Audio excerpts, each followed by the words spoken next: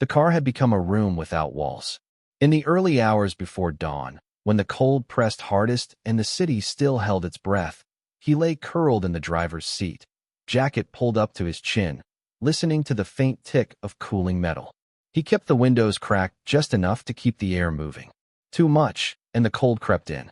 Too little, and the air felt heavy, stale, like it didn't belong to him anymore. He was 40, give or take a year depending on how the days had blurred together. The mirror in the gas station restroom said he looked older. The lines around his eyes were deeper, the stubble more permanent. He washed his face carefully every morning, splashing water from a sink that didn't belong to him, trying to keep at least one habit from the life he used to have. That life hadn't been remarkable. It hadn't needed to be. He'd worked a modest job, nothing glamorous, but steady. He'd paid rent on time, cooked simple meals, watched the same shows every night, because routine felt like safety. His apartment was small, but it was quiet. He knew which floorboard creaked near the kitchen and how the heater rattled when winter settled in. He owned a couch with a torn armrest and a lamp that flickered if you bumped the cord. It was enough. It had been enough. Then came the injury. It wasn't dramatic. No flashing lights or sirens. Just a slip, a bad angle, a pain that refused to fade. The doctor said it would heal, but not fast. Work said they couldn't wait. The layoff meeting was brief, apologetic in tone, but final in outcome. Nothing personal, they'd said. It never was. Bills didn't care about apologies. Savings thinned, then vanished. Credit cards filled quietly at first, then loudly. He skipped meals to stretch dollars, convinced himself hunger was temporary. He told himself it was just a rough patch. Everyone had those. He believed it right up until the day the eviction notice appeared on his door, folded neatly, as if shame required politeness. Packing took less time than he'd expected. That surprised him. A life, it turned out, could be reduced to a few boxes without much argument. What didn't fit in the car was left behind, lined neatly by the door like an offering to whoever came next. After that, the days learned a new rhythm. Some nights he stayed at shelters, where sleep came in short, guarded bursts and personal space was a memory. Other nights, when beds were full or pride got in the way, he returned to the car. He learned which parking lots were tolerated and which were not. He learned to wake before sunrise, to leave before anyone noticed. He learned how invisible a person could become. People looked through him now, not at him. Cashiers avoided eye contact. Conversations stopped when he approached. He carried his dignity carefully, like something fragile he could not afford to drop. He stayed clean. He stayed polite. He stayed quiet. And still, the world seemed determined to forget him. The idea of the auction came from a flyer taped crookedly to a community bulletin board. He'd been warming his hands inside a coffee shop, pretending to read notices he couldn't afford to answer. Most were for apartments he'd never qualify for, jobs that required addresses he didn't have. The flyer was small, easy to miss. Storage unit auction, Saturday, cash only. He stared at it longer than necessary. He'd seen storage units before, rows of metal doors hiding other people's excess, other people's lives paused and boxed. The idea wasn't hope. It wasn't even optimism. It was something closer to a dare. He asked around quietly, learned how they worked, how sometimes people found tools, furniture, things they could sell, how sometimes they found nothing but trash and regret. He counted his money that night, sitting in the car with the dome light on. He laid the bills across the seat, smoothing them flat. It wasn't much, barely enough to justify the risk. Definitely not enough to survive another month if it was gone. Failure wouldn't hurt anymore. It would just end things faster. That was the thought that finally pushed him forward. Saturday morning came with low clouds and a damp chill that settled into his bones. He washed up in a public restroom, changed into his cleanest clothes, and drove to the address printed on the flyer. The storage facility sat on the edge of town, anonymous and gray, surrounded by a chain-link fence and the faint hum of traffic beyond it. People were already gathered when he arrived. They stood in loose clusters, laughing, comparing notes. Some wore work boots and carried coffee. Others looked like they'd done this 100 times before. They spoke the language of profit and resale, of margins and flips. He stayed at the edge, hands in his pockets, feeling like a trespasser in a place that didn't belong to him. No one noticed him. That was fine. He watched the metal doors, each one a mystery, each one holding something lost by someone else. He thought about the life he'd lost, the way it had slipped through his fingers without a sound. He thought about how close he was to having nothing at all. The auctioneer called for attention. Voices quieted. The crowd shifted forward. He remained where he was, heart pounding, unsure if he belonged here, unsure if he belonged anywhere anymore. But he stayed, because when you have nothing left to lose, even desperation starts to feel like fate. The first metal door rolled up with a shriek of effort, and the crowd leaned forward as one. Inside sat order and promise, stacked toolboxes, a workbench scarred by years of use, a row of plastic bins labeled in thick black marker. Someone whistled. Bidding started fast and climbed faster. Numbers shouted with easy confidence. The man stood back, hands buried in his pockets, watching the price leap past everything he had counted out the night before. The second unit was even better. A couch wrapped in plastic, a flat-screen television balanced carefully against the wall, a dresser that looked barely used. The bidders laughed, joked, nudged each other as if money were a game they knew how to win. The final price landed high, and applause followed, as though skill rather than luck had decided it. He shifted his weight from one foot to the other, the knot in his stomach tightening. Each unit confirmed what he already feared. He didn't belong here. This wasn't hope. It was a room full of people who could afford to be wrong. The auctioneer moved down the row, keys clinking, voice steady and practiced. Another door rose. Another pile of value revealed itself. Another price climbed beyond reach. By the time they reached the end, his palms were damp and his mouth dry. He told himself he would leave quietly, that this had been foolish from the start. He could keep his money. He could survive a few more weeks. Somehow. Then the auctioneer stopped. "This is the last unit," he announced, tapping the metal door with his knuckles. "Storage fees unpaid. Contents sold as is." The door groaned open halfway, then stuck. The auctioneer kicked it once, and it slid the rest of the way up, revealing darkness. No one rushed forward this time. The unit was small and narrow, lit only by the weak morning light spilling in from outside. Dust hung in the air, thick enough to dull the edges of everything inside. Cardboard boxes sagged under their own weight, some crushed, others split open to reveal tangled cords and mismatched shoes. A pair of torn suitcases lay on their sides like exhausted animals. A warped wooden chair leaned against the back wall, one leg shorter than the others. Someone laughed. "Looks like a dump run," a man near the front said. Another bidder shook his head. "Not worth the lock." The auctioneer waited, scanning the group. "Any interest?" The silence stretched. People checked their phones. A few drifted toward the exit, already finished for the day. The man took a step forward before he understood why. He squinted into the unit, searching for something. Anything that suggested value. There was nothing obvious. No shiny tools. No electronics. Just the leftovers of a life that hadn't been worth saving. "Start me at 50, the auctioneer said, more out of habit than expectation. No one responded. His heart began to pound, loud enough that he was sure someone else could hear it. $50 was too much. Even now. Even for this. 25, the auctioneer tried. A pause. Then, almost without lifting his hand, the man nodded. 25, the auctioneer echoed, surprised. Any other bids? A few heads turned. Someone smirked. No one else spoke. "Going once," the auctioneer said. The man swallowed.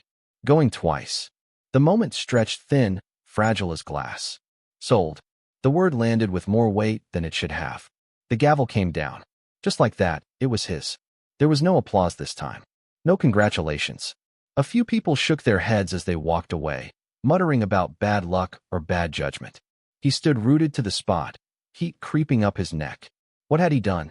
The auctioneer handed him the key and paperwork with professional indifference. "You've got 48 hours to clear it out," he said. "All yours. All yours." The words echoed as the crowd dispersed, engines starting, doors slamming.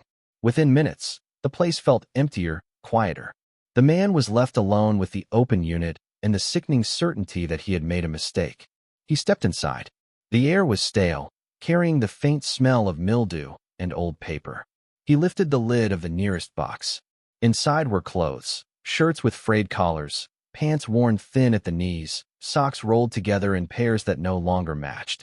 Everything felt used past the point of care. Another box held papers, receipts, manuals for appliances that were long gone. Envelopes addressed to someone he didn't know, most of them unopened. He sat back on his heels, the concrete cold beneath him. This was it, then. The last of his money traded for someone else's trash. He imagined himself explaining it to no one, because there was no one left to explain it to. The shame pressed down on him, heavy and familiar. He began sorting anyway, more out of obligation than hope. He stacked clothes to one side, papers to the other. He found old books with cracked spines, a lamp without a shade, a box of mismatched kitchen utensils. Time passed unnoticed, marked only by the way the light shifted across the floor. With every item, his resolve thinned. He almost stopped. He stood, brushed the dust from his hands, and looked at the remaining pile. Near the back of the unit sat a small container, half hidden behind the warped chair. It was metal, dented, coated in grime. The lock was rusted shut, the surface scratched as if it had been dragged more than once. He frowned. It didn't look valuable. It didn't look like anything at all. For a moment, he considered leaving it behind, lumping it in with the rest of the junk. It would be easier. It would mean accepting the loss and walking away. His hand hovered over it. Then he pulled it forward, the metal scraping softly against the concrete. The lock held fast. He stared at it longer than he meant to, unaware of the way his pulse had quickened, unaware that somewhere beneath the dust and silence, something waited to be found. The lock gave way with a dull snap. It wasn't dramatic. No triumphant crack. No sudden revelation. Just a tired sound, as if the metal itself had been waiting for permission to let go. The man froze for a moment, half expecting something to jump out at him. Proof that this was all a mistake. When nothing happened, he lifted the lid. Inside, everything was arranged with care. Not valuables. Not tools or electronics. Paper. Stacked neatly, wrapped in yellowed twine, protected from time as best someone could manage. On top lay a bundle of envelopes, edges soft from age, names written in careful handwriting. Beneath them were small photo albums, their covers worn smooth by hands that had opened them often. At the bottom rested a few thin notebooks, spines cracked, pages swollen slightly from humidity, but still intact. He let out a breath he hadn't realized he'd been holding. He picked up the letters first. They were addressed to the same person, over and over, written across years. Some were never opened. Others had been read so many times the folds had nearly torn through. He recognized the shape of longing before he recognized the words. Sentences curved gently, as if the writer had been afraid of pressing too hard on the page. He read one at random. It spoke of plans, of a future imagined in quiet moments, of work that didn't pay much but felt honest, of wanting a small place near trees. Nothing extravagant, just space enough to breathe. Another letter followed, then another. The tone shifted slowly, from hope to patience, from patience to worry. There were apologies for things never fully explained, promises to make things right, promises that grew thinner as the years passed. He set the letters down carefully, like fragile things. The photographs came next. They showed a man around his own age, though younger in the pictures. The face appeared again and again in different settings, standing near a bus stop, sitting on the steps of a building, smiling awkwardly beside someone whose arm rested just out of frame. There were places, too. A modest apartment, a park bench, a window looking out onto a narrow street. None of it was grand. None of it was staged. It was a life lived quietly.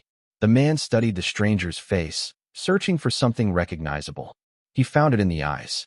Not happiness exactly, but a kind of earnest attention, as if the person behind them had believed, deeply, that things would eventually work out. He swallowed. The notebooks took longer to open. He hesitated, aware that this felt like trespassing, like reading a confession never meant for him. But the lock had been broken. The choice had already been made. The journals were dated sporadically.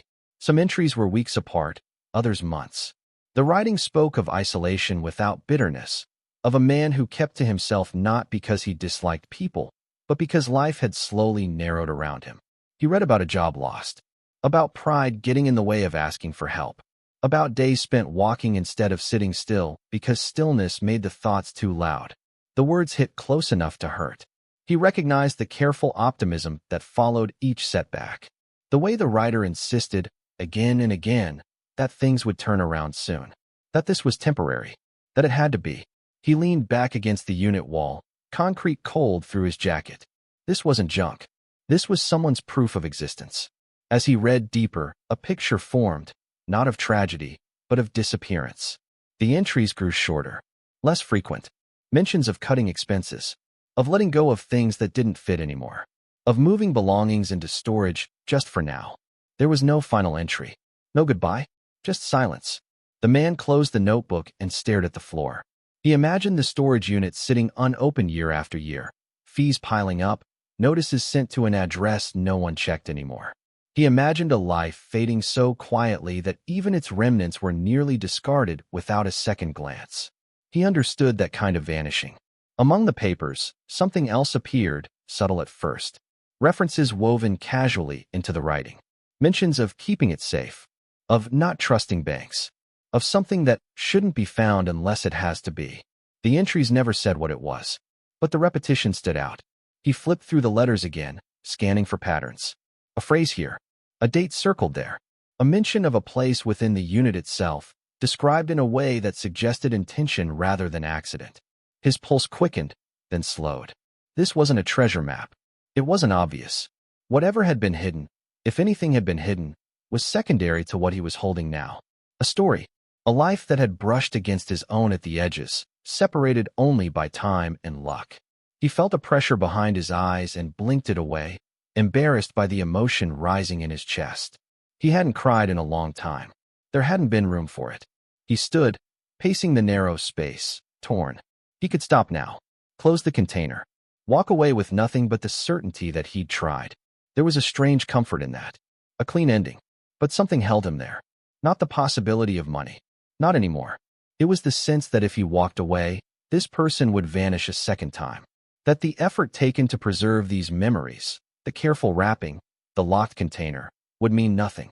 He thought of his own life, reduced to what fit in a car, of how easily he, too, could disappear without ceremony. He knelt again and gathered the papers, stacking them neatly, returning them to the container. He didn't rush. He didn't treat them like clues. He treated them like remains. "I see you," he murmured, surprised by the sound of his own voice. The words lingered in the quiet. He closed the lid gently this time, the metal settling without complaint. Whatever else lay hidden in the unit, valuable or not, had already served its purpose. He would keep searching, not because he needed to be saved, but because someone else had been waiting, unknowingly, to be found. The clues refused to leave him alone. That night, parked beneath a flickering streetlight, he spread the papers across the passenger seat the way someone might lay out evidence. He hadn't meant to take them with him, but the idea of leaving them behind, alone in that cold unit, felt wrong. The journals sat on his lap, the letters stacked carefully beside them. He read more slowly now. Patterns emerged where none had before. Dates repeated. Certain phrases appeared again and again, always near mentions of the storage unit.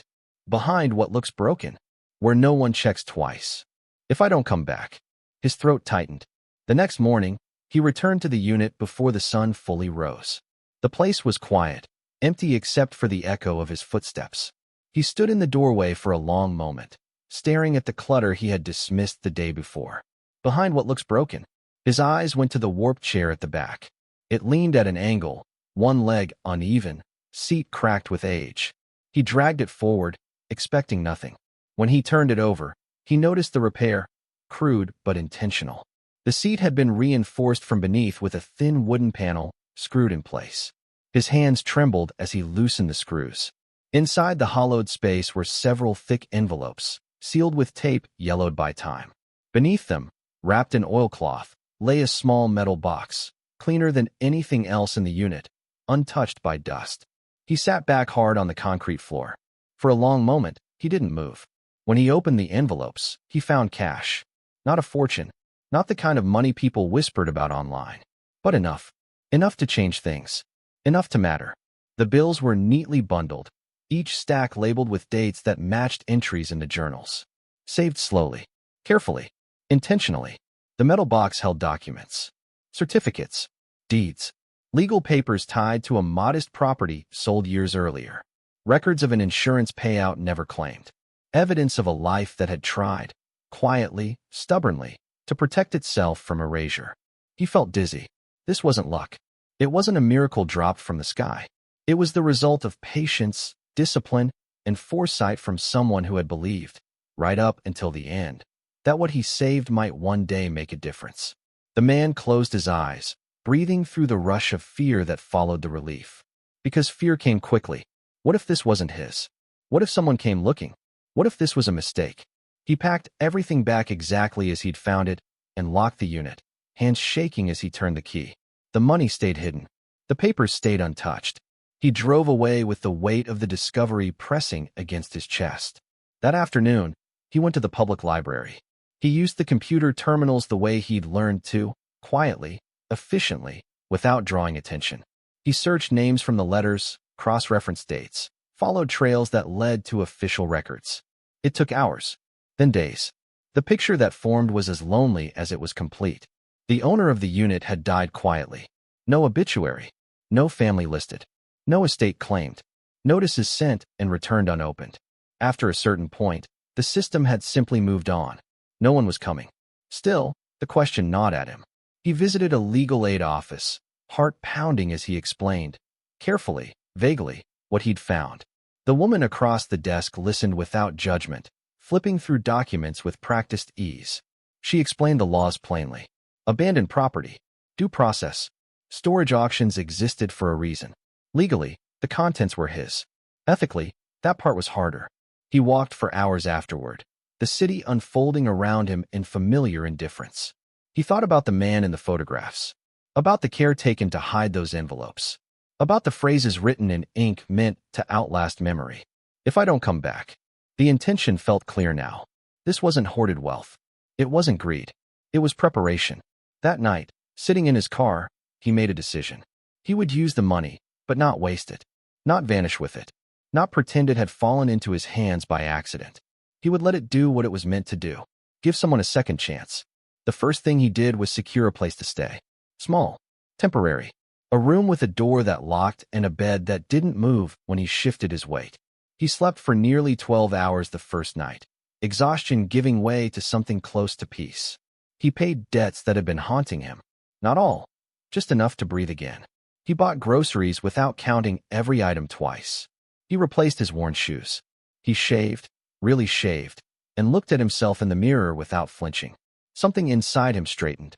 He kept the journals, not out of sentimentality, but out of respect.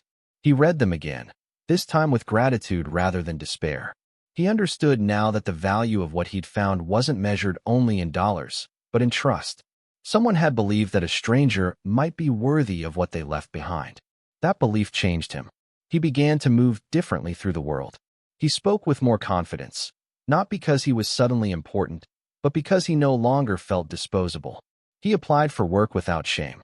When he was turned down, it didn't crush him. When he was called back, it felt earned.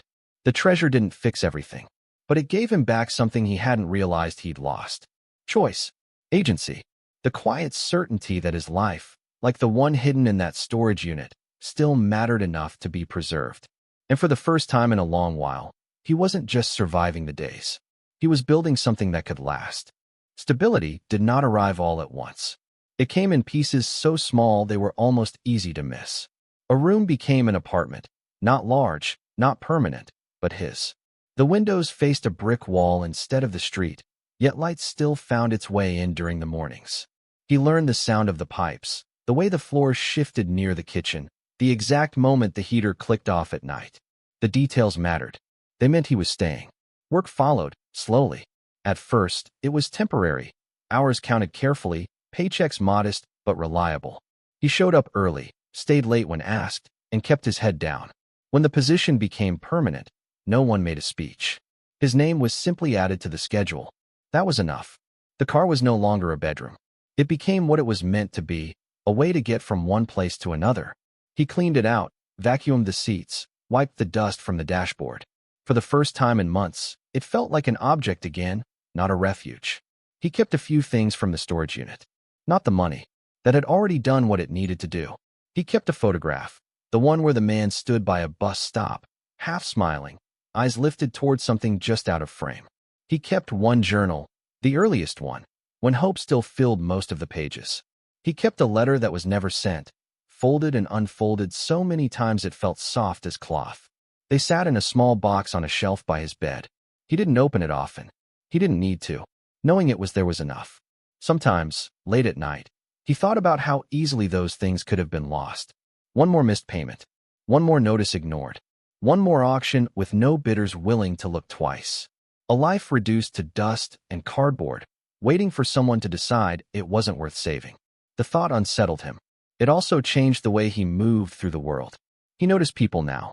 The ones standing just outside the circle of attention. The ones counting coins at the register, pretending not to care. He didn't announce himself when he helped. He didn't explain. He paid for meals, left tips where they would be found, offered rides without questions.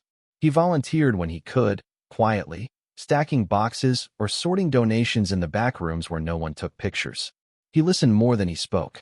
He understood how heavy pride could be when it was all someone had left. No one knew his story. That was fine. One evening, months later, he found himself driving past the storage facility again. Traffic slowed, and he glanced through the chain-link fence at the rows of metal doors, each one sealed tight, each one holding something abandoned or unfinished. He parked across the street and sat for a while, engine off, hands resting loosely on the wheel. He thought about the man in the journals, about the care taken to hide what mattered, about the faith placed in a stranger who didn't yet exist in that moment. He wondered how many other units held stories like that, how many lives had been paused, misplaced, or forgotten, not because they lacked value, but because no one had known how to carry them forward. He didn't feel sadness then. He felt responsibility, not to save everything, not to fix the world, just to remember that what looks like nothing often isn't. As he drove away, the sky darkening into evening, he felt something steady settle inside him. Not certainty. Life was still fragile, still unpredictable, but possibility had returned, quiet and persistent. That was enough. Stories like this remind us that what the world throws away often carries the greatest value. Memories, lives, and second chances. If this story moved you, take a moment to like the video, share your thoughts in the comments, and subscribe for more powerful stories about resilience, hidden truths, and unexpected hope. Your support helps these stories continue to be told.